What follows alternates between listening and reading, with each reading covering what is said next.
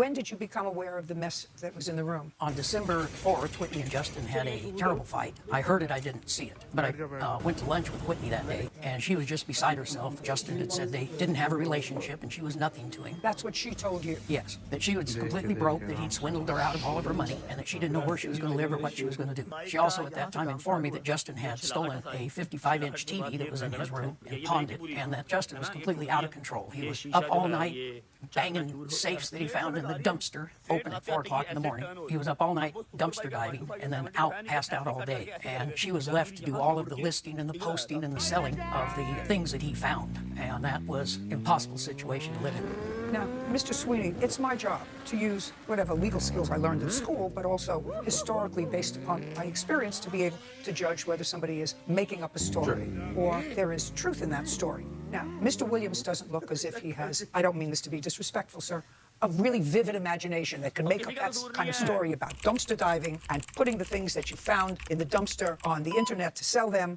Doesn't sound to me as if that's a story that you would make up, you know, unless you were on Valium and you were having a great dream at night and you would say, oh my God, I'd remember on screens the next morning. That's not a story he made up. So I want you to understand that what he just told me, I believe. Got it?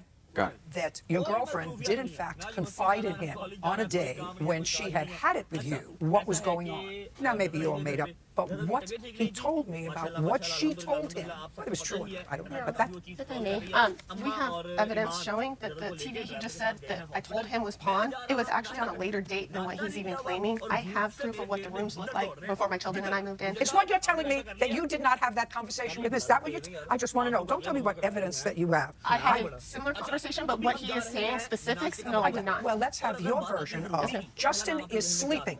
You have lunch with the plaintiff, and you are venting about your relationship with Justin. So Justin You have to understand, I believe it. Now, you may have certain differences in what you told him, but I believe that you had that conversation, and I believe you were venting about your relationship with your boyfriend. There was some frustrations. Justin was not sleeping. He was actually dealing with personal matters at Lakewood Municipal Courts, so he was not sleeping. He was dealing with the court. He was dealing with the courts. He wasn't working. And I actually... Just a second. He wasn't working. He was dealing with the courts. Yes, at that exact time, yes, ma'am.